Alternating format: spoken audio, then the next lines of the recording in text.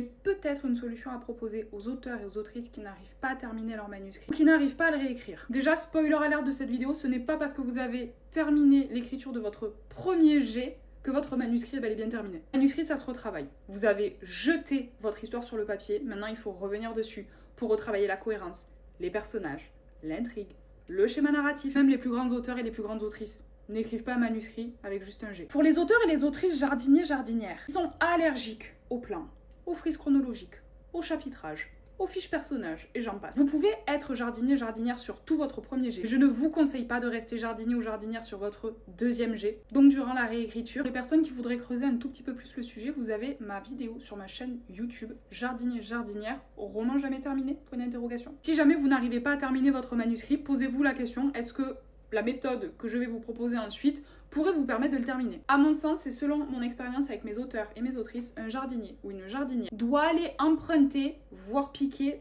2-3 points de méthode aux architectes, soit pour terminer le roman parce qu'ils ou elles sont complètement bloqués, soit pour le réécrire. Parce que ce qui vous empêche de terminer un roman ou de le réécrire, c'est que comme vous n'avez pris aucune note, moindre point de cohérence, le moindre élément de retravail. Attends, là mon personnage il est en train de citer ce qu'a dit mon autre personnage 15 chapitres plus tôt. Donc attends, je vais aller chercher 15 chapitres plus tôt pour être sûr de ce qu'a vraiment dit mon personnage, pour pas déformer son propos quand je vais le reciter. Et pour fait, vous utilisez tellement d'énergie à essayer de respecter la cohérence dans votre manuscrit en allant chercher des éléments dans les chapitres suivants, mais vous savez plus exactement où, vous savez plus qui a dit ça, mais est-ce que ça a été révélé ou pas, vous abandonnez. Ou alors, vous ne repérez pas les problèmes de cohérence. Attention jardinier, jardinière, je ne vous dis pas de devenir des architectes, je vous dis de leur emprunter quelques points de méthode. Vous pouvez par exemple ne faire qu'un chapitrage, ou ne faire que des petites fiches personnelles, ou une micro-frise chronologique. Faites un tout petit peu.